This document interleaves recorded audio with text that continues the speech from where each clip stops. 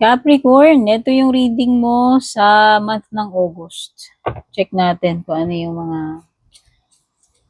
energies, mga pwedeng hindi mo inaasahan, mga dapat malaman, Sun, Moon, or Rising, Capricorn, or Cross Watchers. Thank you po sa inyong pag-aabang, patuloy na support, no? Subaybay sa mga like, comment, share, sa mga nag-subscribe, nag-follow, mga nag-join ng membership, nag-a-avail ng subscription, mga nagpapadala ng Star Super Thanks, pati na rin doon sa mga suki sa private reading. Yan. Ilang taon nang pabalik-balik. Thank you.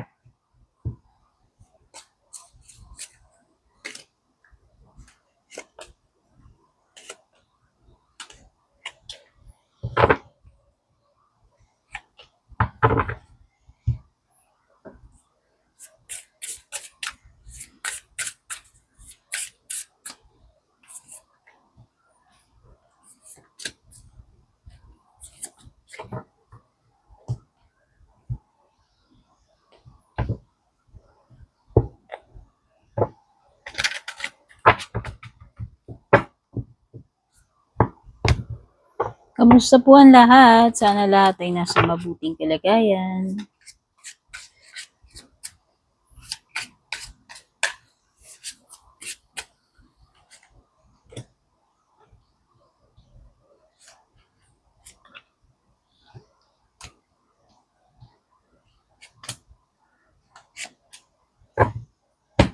Okay.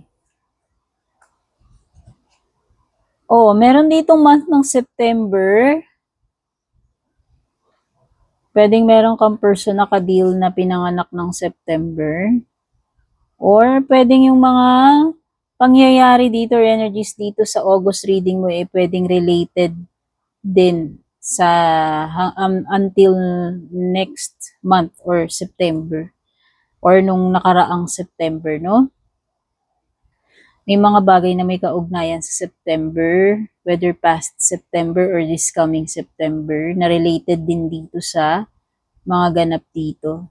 Okay, ito yung mga times na mapapaisip ka, mamumroblema ka, kasi meron ditong anxiety, worry. Some of you, pwedeng down yung energy ninyo, merong parang feeling of depression, worry, and anxiety. Usually, ito yung mga bagay na nagto-torture sa'yo. Usually, yung mga iniisip ko, pero minsan overthinking to eh. Ito yung mga alalahanin mo, fears mo, worry mo. No? So, iwasan mo yan, mga negative thoughts. Most likely kasi, maapektuhan yung productivity mo, minsan talaga pati health mo naapektuhan, ano? Kumbaga, naapektuhan yung pang-araw-araw na buhay mo. Yan, mga ganyang bagay. Okay, torch. Ito ay kaliwanagan eh. Pwedeng merong situation na ma-enlighten ka ngayong August, Capricorn. Ayan o, ito ay pagkakaroon ng enlightenment, awareness, and understanding. So sa tingin ko lang, itong torch na to ay magiging daan para mabigyan ng answer, clarity, itong particular situation, concern mo, or problema mo. Okay? Malalaman mo na finally yung answer, mabibigyan na ng clarity, no? Finally, mauunawaan mo na.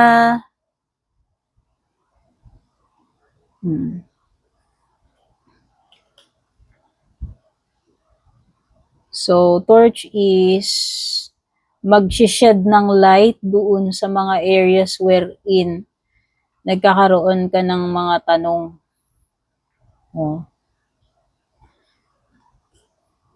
Mule, ito ay person na matigas ang ulo, walang balak magbago. kung sino man ito. Baka kasi may situation dito na meron kang may encounter na person na ganyan yung energy niya. Kung hindi man ibang tao, pwedeng ikaw yung tinutukoy dito. Ano? Mahirap ma-convince, mahirap mapasunod, ayaw mag-adjust, ayaw magbago. At meron kang beetle which is good fortune. So yan, asahan mo na magiging pwedeng may swerte ka ngayong August, no? Pwede may mga opportunities, pwedeng maganda yung takbo ng mga bagay-bagay, no? Kasi may good fortune, ibig sabihin hindi kumbaga papalarin ka, hindi ka hirap, no? Merong mga ano ba tawag doon, yung saktong mga pagkakataon, di ba? By the way, kung bago kayo, please don't forget to subscribe. Make sure lang po na ang fina-follow nyo, sinusubscribe nyo yung official na page ko or channel ko. Yung nag-iisang FB page ko is Purple Teen, Meta Verified, may check sa dulo. Kaya kung gusto nyo rin mag-private reading, kayo yung mag-message sa akin. Tandaan nyo yung mga fake ang gagawin nila, i-add friend kayo, i-chat kayo. Basta pag walang check sa sa FB, yung Purple Teen, hindi ako yun. Ha? At kung gusto nyo tong suot na bracelet ko, ayan. Kulay grape ito in person. I-share ko po yung product link sa inyo kung saan ko po ito nabili. Tingnan nyo na lang po dyan sa ibaba, sa screen, sa caption, or sa comments.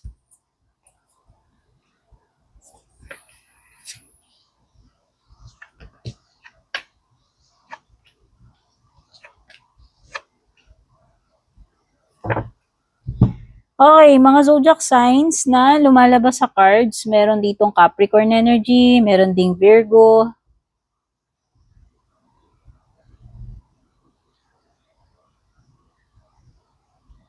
Pwedeng meron ding ibang earth signs, pero strong energy ni Capricorn, ni Virgo. Pwede ring may air at saka fire.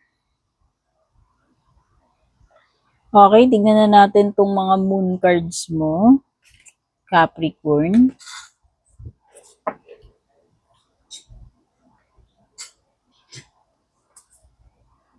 Oh, so, parang kinakailangan mong magkaroon ng evaluation, Capricorn, sa kung ano yung mga bagay na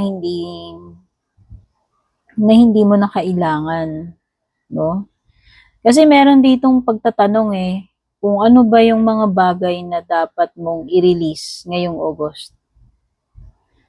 So ibig sabihin, itong August, meron kang mga bagay na dapat pagdesisyonan, i-let go na, i-release mo na. It could be tatapusin mo na, i-let go mo na. Okay? Kung ano man ito. Pwedeng emotions mo yan. Ano ba itong mga, pagka meron kang mga kinikip sa sarili mo, mga emotional baggage, di ba? Pwede rin hindi emotions, it could be anything na hindi mo nakakailanganin sa susunod na journey mo. No? So, yan, may mga bagay na kailangang i-release dito, Capricorn. Oo, kasi hindi na ito wala na sa alignment ba. Pwedeng tapos na yung purpose nitong bagay na to, situation na to, or tao na to, it could be a person also. Pwedeng connection, pwedeng bagay, situation, no, na kailangan mo nang i-release.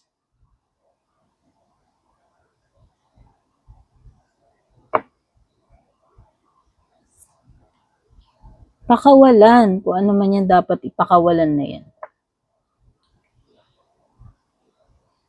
Oo. Para magkaroon, kasi para makalaya ka na rin, para matanggal na rin yung blockage and para makapagsimula ka na rin ng panibago, 'di ba?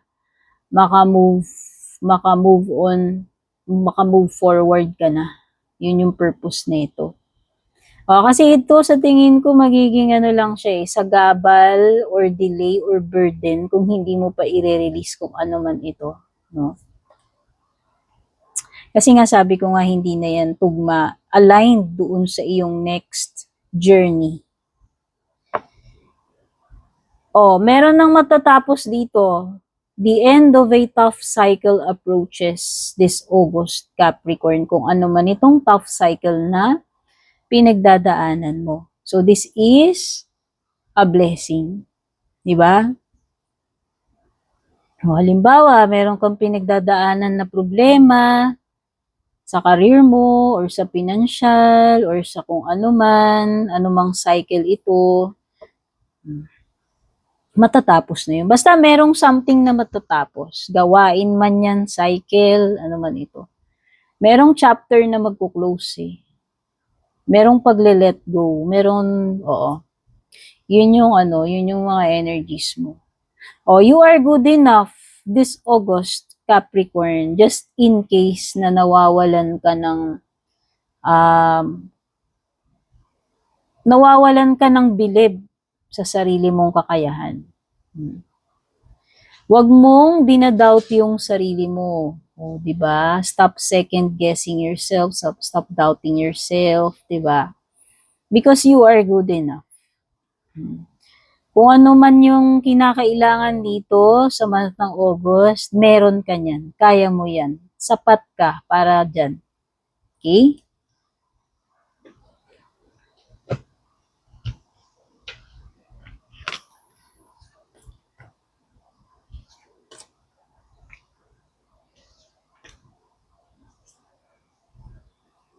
Sa bottom ng deck mo, meron ka ritong 9 of Pentacles reversed.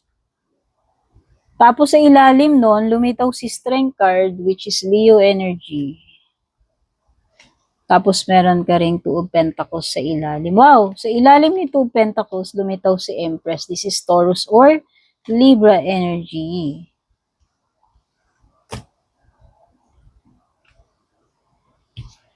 Ayan ito na naman yung dinadoubt mo yung sarili mo. Inisip mo hindi mo kaya. Iniisip mo hindi ka sapat. Well, ito na nga yung card ng reassurance na sinasabi na, Capricorn, you are good enough. Diba? Yung nga sinasabi ko kanina. Sapat ka. Kaya mo yan. Diba? Oo. Siguro may mga times na niisip mo mag-isa ka lang, ay baka hindi ko kayanin mag-isa to, ganyan. Baka na dinadoubt mo yung sarili mo. Diba? Iniisip mo hindi mo kakayanin. Pero kakayanin mo eh. You are good enough eh. Kaya nga diba ito yung mga negative thoughts na sinasabi ko. That will lead to depression, anxiety, overthinking. Yan yung mga negative thoughts na yan. Sabi ko nga, hindi makakatulong sa situation mo. And madalas, pwedeng ang na-overthink mo lang yun. Okay? So, try to think positive, Capricorn. Yun yung more on dun sa mga energies na lumalabas sa'yo. Kasi, nawawalan ka ng inner strength, nawawalan ka ng paniniwala sa sarili mo, di ba? Which is importante sa survival, di ba? Anumang klaseng situation yung kinakaharap mo is importante yun. Kasi 'di ba, importante na kung tingnan mo, kahit buong mundo hindi naniniwala sa iyo, kung ikaw mismo sa sarili mo naniniwala ka, 'di ba? It doesn't matter. 'Di ba? Yun. Kahit sabihin ng mga tao, si Capricorn, wala yan. Ang importante kung ano yung tingin mo sa sarili mo eh. Ang importante kung ano yung paniniwala mo sa sarili mo. Hindi yung nililabel ng iba sa'yo, ng mundo sa'yo. Yun yung tingin nila sa'yo. Pero napaka-importante kung paano mo nakikita yung sarili mo. 'Di ba?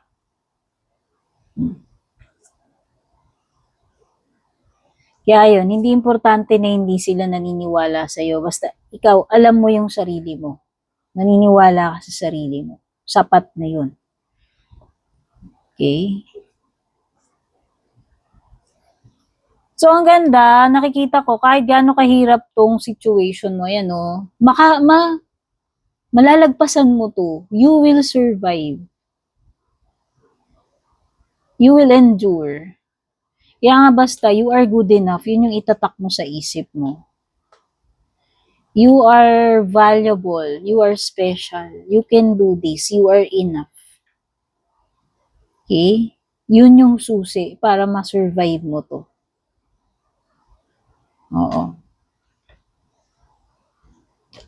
Ayan o. May dependence kasi nakikita ko dito, may mga bagay na hindi mo kayang i-let go. Siguro yun yung sinasabi ko dito, nisip mo, hindi mo kayang mag-isa o pwedeng iba sa inyo. Ay, hindi ko kaya walang jowa, hindi ko kaya na i-break niya ako, hindi ko kaya nang walang ganito, ganyan, etc. Pero hindi totoo yun. Kaya mo, ayan o. Sabi ni Strength Card, kaya mo yan. Susubukin ka nakikita ko may pagsubok dito Pero papasa ka, kakayanin mo, masusurvive mo yan. Kailangan mo lang talagang maging matatag yung kalooban mo and yung kung paano mo nakikita yung sarili mo. Oh, by the way,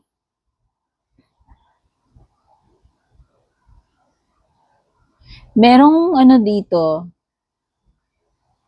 pagpasok sa partnership or commitment, yun yung nafe-feel ko rito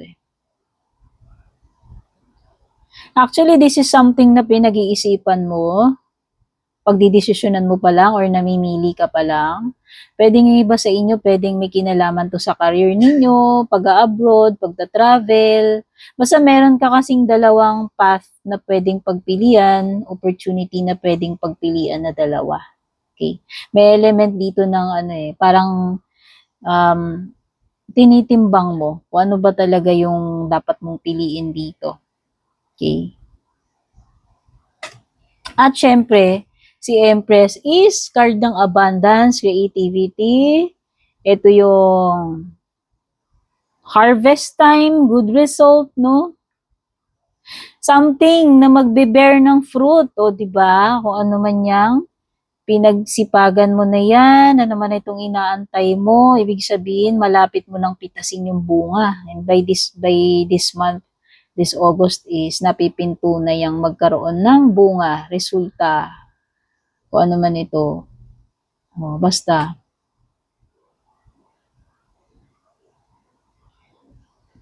Ano kasi, si Empress din kasi is hindi lang abundance. Creativity. Ito yung ability mo na mag-create, makapag-alaga. Oo, kasi motherly energy, caring energy, nurturing energy. Sometimes itong card na to is about self-care, Capricorn. Yes, pwedeng itong August na ito, kailangan mo ng self-care. Dapat mong ibigay yan sa sarili mo. Alagaan mo yung sarili mo, yung mga pangangailangan mo, no, importante rin yan. At saka ito yung yung fertile period, alam mo yun. 'Di ba? Kapag fertile period, ibig sabihin madaling mag-grow. Kasi nga masustansya yung lupa, fertile. So ito yung period ng growth, ng abundance. Wow. Para sa akin, ito yung August na magbo-bloom ka Merong something na magbo-bloom sa'yo Magbo-bloom ka or magbo-bloom yung career mo, di ba? Tsaka itong month ng August na to is month ng meron talagang awareness, enlightenment. Ayan realization. Ayan. Parang may wake-up call para sa'yo. Yes, wake-up call itong August. Kung tungkol saan man yan, Capricorn. So yan, opportunities, career, good, abundance, prosperity, creativity, productivity, good results, harvest, maganda. Ang hindi lang okay dito about your, kung paano ka mag-isip, siguro yung mental state of being mo, yung ano mo, the way you think, yun lang talaga yung parang negative dito. Okay?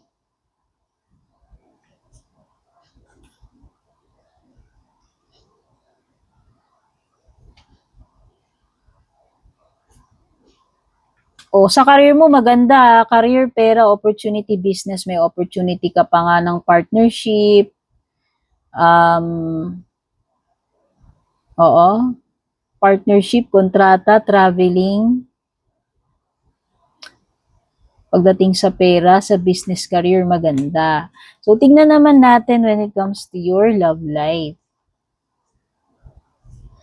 Etong person na to, ini-stock ka pa rin nito. Pwedeng energy mo yung binabanggit ko, energy kung sino man, energy niya or energy mo, kung sino man yung nag-i-stock dito. Yes. Nakasubaybay pa rin, nakabantay, nakasunod sa'yo sa mga platform or kung saan man. Nakikibalita, kumukuha ng impormasyon, nakatingin pa rin sa'yo.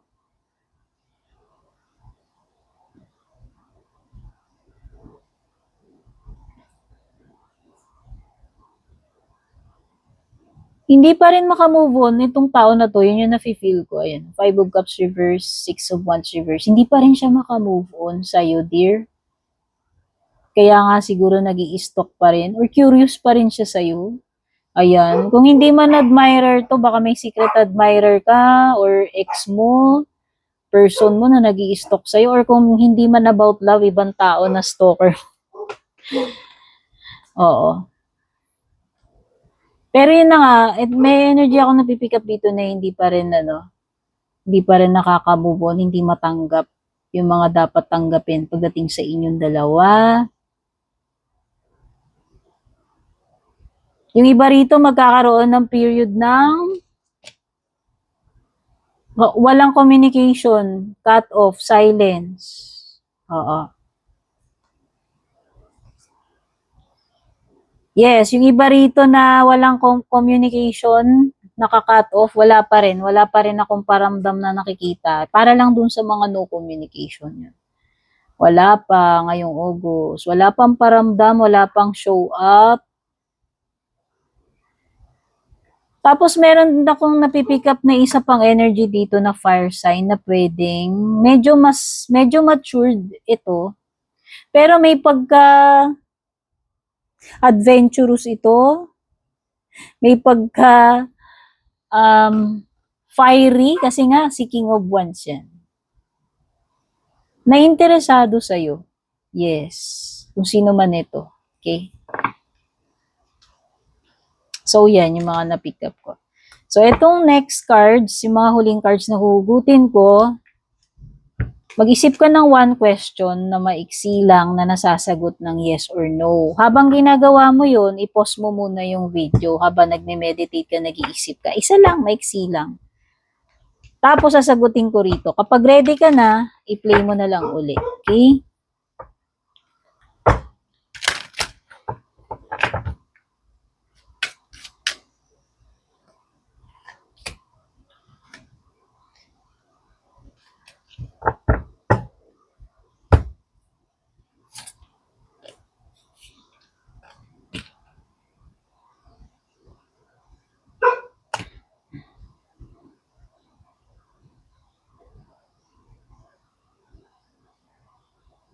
Parang ang nakikita ko rito, merong divine timing or perfect timing para dito sa bagay na tinatanong mo or gusto mong mangyari. Pero ang malinaw dito, merong something better na paparating kaysa dito sa bagay na to na iniisip mo. Okay? Oo. I-trust mo lang yung divine timing. Asahan mo na merong paparating na better para sa'yo. Mas better, Capricorn. Ayan o. Kaya kung hindi okay yung situation mo, sinasabi rito, maging patient ka lang, faithful, i-trust mo yung divine timing, mag-i-improve din yung sitwasyon mo doon sa tamang oras, tamang pagkakataon na yan. And, asahan mo pa na meron pang better na darating sa'yo. Wow. So, yan yung reading mo, Capricorn. See you again sa susunod. Deus Benedicat.